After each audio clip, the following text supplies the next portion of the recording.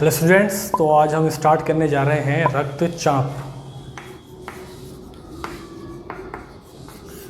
ठीक है, इससे पहले हमने जो है कई वीडियोस बना लिए हैं, तो उन वीडियोस को भी आप प्ले लिस्ट में जा कर के देख सकते हैं।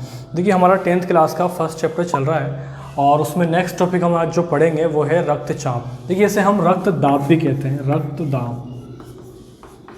ठीक है, ब्लड प्रेशर, जिसे हम नॉर्मल बीपी कहते हैं, शॉर्ट में बीपी।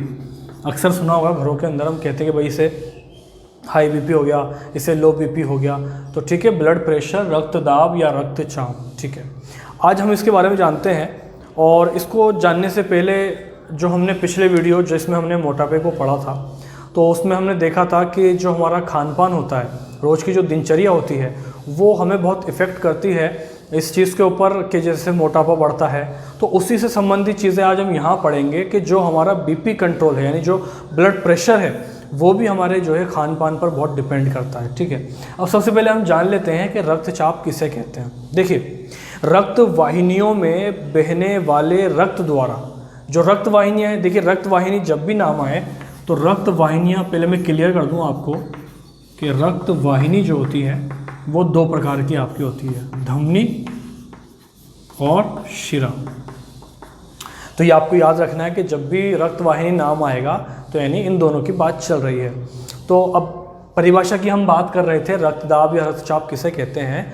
तो क्या कह रहा था मैं कि रक्त द्वारा, ठीक है, रक्त द्वारा रक्त वाहिनियों की दीवारों पर डाले गए दाब को रक्तदाब कहते हैं। मैं फिर दोहरा रहा हूँ, रक्त द्वारा, ठीक है, रक्त वाहिनियों की दीवारों पर डाले गए दबाव को रक्तदाब कहते हैं। जैसे मान लीजिए कि ये हमारी धमनी है, अब इसमें ब्लड बह रहा है आपका, तो ये जो प्रेशर इस दीवार पर डालेगा धमनी की या शिरा की, तो ये क्या कहला रहा है आपका, ब्लड प्रेशर कहला रहा है, आपका रक्तदाब कहला रहा है। अब देखिए, जो रक्तदाब है इसको नापने के यंत्र की बात करते हैं। तो रक्तदाब को नापने के लिए रक्तचाप मापी, हिंदी में अगर नाम कहेंगे इसका रक्तचाप मापी, या इसी को हम लिखते हैं इंग्लिश में इसको स्फाइग्मो मैनोमीटर। ठीक है, दोनों ही नाम याद करने हैं आपको, रक्तचाप मापी और स्फाइग्मो मैनोमीटर के द्वारा रक्तचाप या रक्तदाब को मापा जाता है।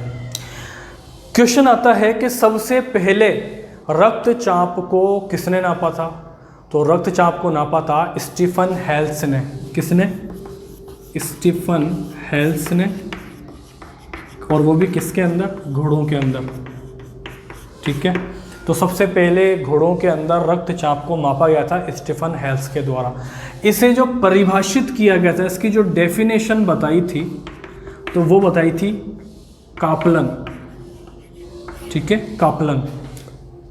तो स्टीफन हेल्स और कापलन, ये दो नाम आपको याद कर लेने हैं। इसके बाद हम आगे बढ़ते हैं। देखिए, रक्तचाप दो प्रकार का होता है, सब जानते हैं। ठीक है, अब ये भी एक बहुत बड़ी समस्या बनती जा रही है कि अब जो है ना, पहले तो बहुत बड़े व्यक्तियों को ही होता था, अब तो ये नॉर्मल हो गया है कि बच्चों को भी हो रहा है, जवानों को भी हो रहा है, बड़ों को भी हो रहा है। ठीक है, तो इसमें देखिए दो तरीके से होता है, एक तो होता है हाई बीपी, एक होता है लो बीपी, निम्न रक्तचाप और उच्च रक्तचाप। अब उच्च रक्तचाप जो है वो किसे कहेंगे, तो धमनियों के अंदर जो है, जब रक्त आपका जो रक्त है, ठीक है, तो रक्त का जो प्रवाह है, ठीक है, तो जब वो ज़्यादा हो जाएगा तो वो क्या कहलाएगा, उच्च रक्तचाप। जब वो कम हो जाता है तो क्या कहलाता है, निम्न रक्तचाप। अच्छा, उसको हम पढ़ने से पहले एक चीज़ और यहाँ जान लेते हैं कि एक सामान्य व्यक्ति में जो रक्तचाप है वो कितना होता है, वो होता है 120/80। ठीक है, यहाँ पर देखिए 5-10 जो फिगर होता है, जैसे मान लीजिए 125-130 हो रहा है, या ये जो है 90 तक हो रहा है, या 85 हो रहा है, या 5-10 कम हो जाए, तो ये सब नॉर्मल में ही आता है। ठीक है, ये नॉर्मल होता है, एक औसत। लेकिन अच्छा, इन दोनों में एक चीज़ और जान लीजिए आप, इस ऊपर वाले को तो हम कहते हैं सिस्टोलिक, और इसको बोलते हैं डायस्टोलिक। ठीक है, अब ये सिस्टोलिक और डायस्टोलिक क्या होता है। देखिए, सिस्टोलिक क्या होता है कि जब हमारा हृदय संकुचित होता है, यानी इस तरीके से संकुचित होता है, तो उस वक्त जो धमनी के अंदर दाब होगा, जो ब्लड का जो दाब होगा रक्त का, वो क्या होगा, ज़्यादा। तो इसलिए जो ऊपर का मान है वो ज़्यादा होता है। बात सही में आ रही है। तो सिस्टोलिक किसे कहते हैं कि जब हमारा हृदय संकुचित होता है उस वक्त जो धमनी में दाब है वो कहलाता है सिस्टोलिक। बात सही में आ रही है। Next diastolic. डायस्टोलिक किसे कहते हैं? जब हमारा हृदय शिथिल रहता है, जब संकुचित हो गया तो स्पीड बढ़ेगी, तो वो तो हो गया सिस्टोलिक। जब हमारा हृदय शिथिल रहता है उस वक्त जो धमनी में दाब होता है ब्लड का वो कहलाता है डायस्टोलिक।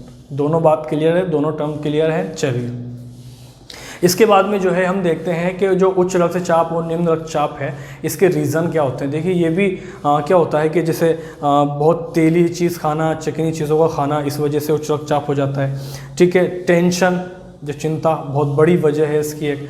ईर्ष्या करना किसी से, ठीक है, या फिर जो है हम बात करें कि व्यायाम करना करना, ठीक है, व्यायाम न करना और बहुत ज़्यादा चिकनी चीज़ों का खाना, तेल का खाना, फास्ट फूड ज़्यादा खाना, ये सब वजह हैं किसकी? उच्च रक्तचाप की। करें इसके इलाज की तो इसमें हमें ये करना चाहिए कि हमें ताज़ा फल सब्जियां खाना चाहिए। डिब्बाबंद जो खाने होते हैं, पैकेट्स होते हैं, उनसे परहेज़ करना चाहिए, उनसे बचना चाहिए। व्यायाम हमें करना चाहिए, ठीक है। तेलीय चीज़, वो जो तेलों की जो चीज़ होती है बाहर के फास्ट फूड वगैरह, उनको हमें जो है कम से कम उपयोग में करना चाहिए। तो ये कुछ चीज़ें जिनसे हम जो है इससे बच सकते हैं, ठीक है ना, हाई बीपी से। अब देखिए जो निम्न रक्तचाप होता है, निम्न रक्तचाप जो है ना बड़ा घातक होता है। दोनों ही घातक होते हैं, लेकिन निम्न रक्तचाप में क्या होता है कि जब ब्लड जो है वो हमारे मस्तिष्क तक नहीं पहुंच पाता है। अब इसमें इंसान अचानक से, मान लीजिए किसी को निम्न रक्तचाप हो गया तो वो खड़ा खड़ा गिर भी सकता है, ठीक है, वो जो है ना बेहोश हो सकता है। इस तरीके से इसके बहुत से लक्षण हैं और इसके अंदर जो है व्यक्ति को ये करना चाहिए कि उसे भी जो सेम उसके अंदर थी वही बात इसमें आएगी कि उसे व्यायाम करना चाहिए, फास्ट फूड वगैरह है उससे भी बचना चाहिए, ठीक है।